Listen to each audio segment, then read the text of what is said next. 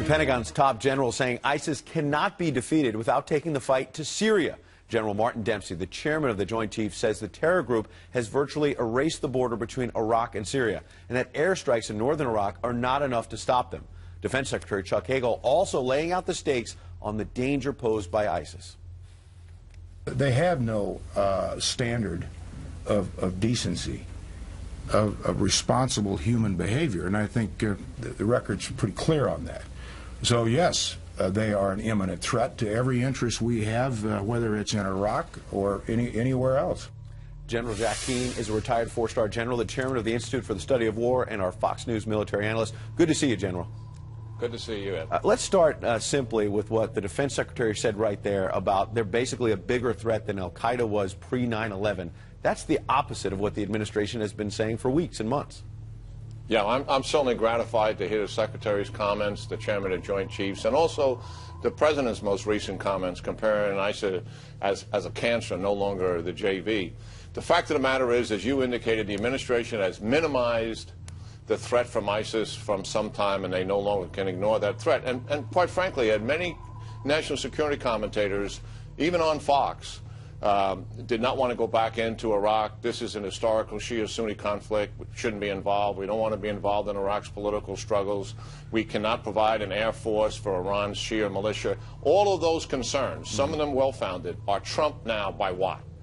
They are trumped by the seriousness of ISIS. ISIS is attacking U.S. vital interest in the Middle East, and they're willing to attack and kill American people and people in the West, in the UK, and others in Europe. This is a fact. We know it, and we are now going to do something about it, probably reluctantly, begrudgingly, but we will eventually put together a comprehensive plan to deal with this because we do not have an alternative. General, what I hear you saying is that even you may have been reluctant, as a retired four-star general, to go back into Iraq, but given this threat, are you suggesting that for you, and that maybe even for Secretary Hagel and General Dempsey, you're rethinking the idea that maybe we need to send ground troops in?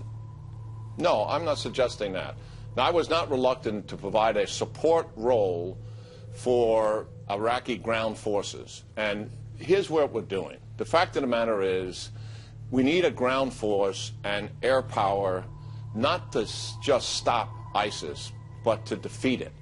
The air power campaign must be applied in Syria, as Chairman Dempsey indicated, as well as in Iraq. We have the target portfolios, Ed. CENTCOM headquarters, Tampa, Florida, responsible for the region. Staging bases, training areas, equipment depots, lines of communication, and forward troop positions in Iraq, as we demonstrated at the Mosul Dam. All of that can be struck quite simultaneously. What does that do? It takes away ISIS freedom of movement and the initiative that they currently have to attack any place at will, but it will not defeat them. So in time, we need ground forces and air power to push them out of Iraq and defeat them, and that'll take some time. I'm convinced we're eventually incrementally going to get there with a comprehensive plan to do what I'm suggesting. So you're optimistic we can get that job done in Iraq. Take us across the border to Syria, though. A lot more complicated, isn't it? Because we'd be taking on ISIS potentially with air power, but then you still have Assad technically running Syria, and he's not inviting us in the way the Iraqis are. Well, that's true.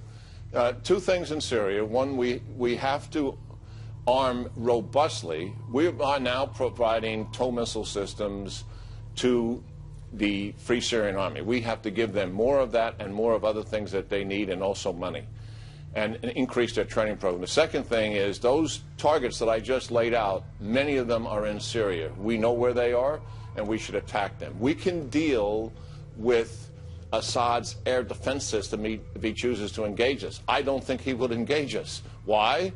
Because ISIS is his opponent.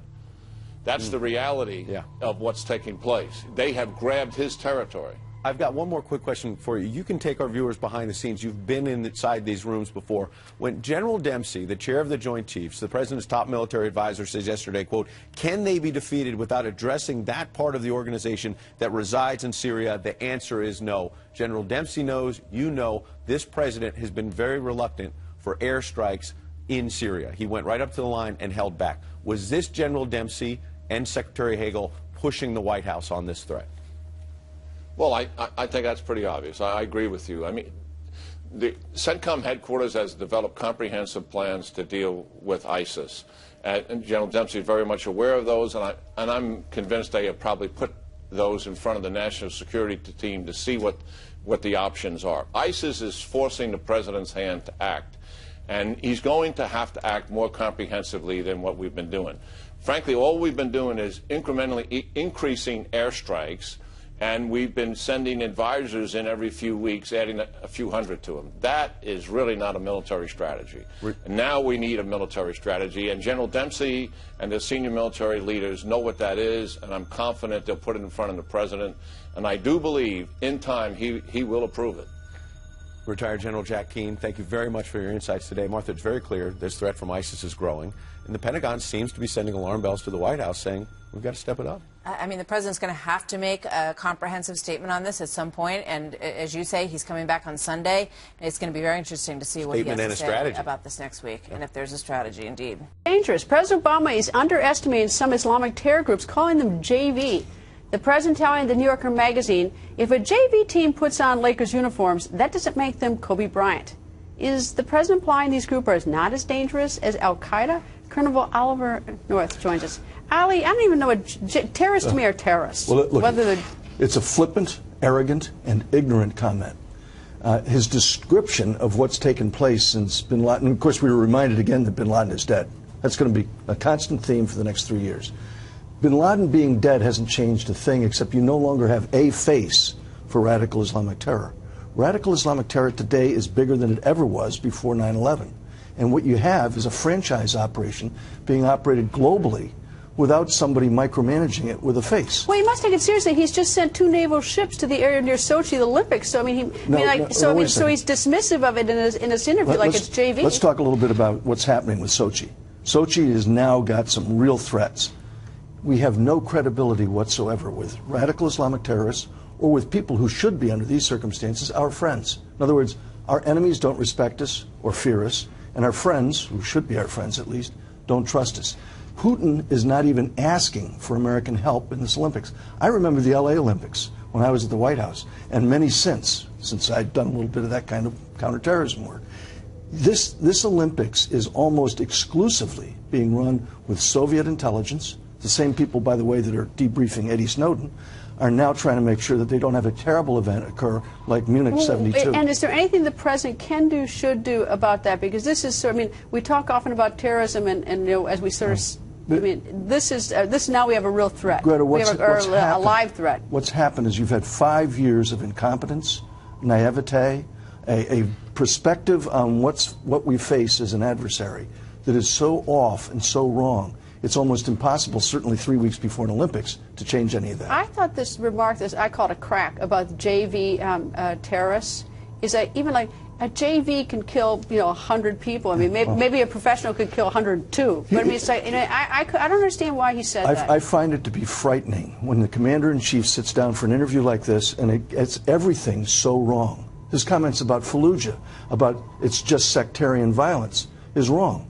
They have a black flag hanging over the top of the city. Look, it's not just Fallujah. It's Ramadi, the capital. It's a 500,000-person city. There's a route that goes all the way from the Iranian border to the Syrian border. And the Ayatollahs have told Maliki, you will open our land supply route so that we can supply our IRGC and Hezbollah terrorists in the effort to keep al-Assad in power. This president has abdicated the responsibilities of global leadership. He had it and he threw it away. The troops didn't call it Obama's bug out from Iraq for nothing. That's what it was, and the consequences of all these things are going to be writ large in the future. Well, I mean, the terrorism just doesn't stop. But today, 28 killed in bombings in Baghdad. Right. We just the other day had 2 Americans killed out of a total of 21 at a restaurant in Kabul. I mean, it's just now we have a threat to Sochi. I mean, this stuff is, it's not going away. No, and he can declare unilateral the war is over, but the bad guys have a vote. And they've decided this war is going to continue, and America is the #1 target. Well,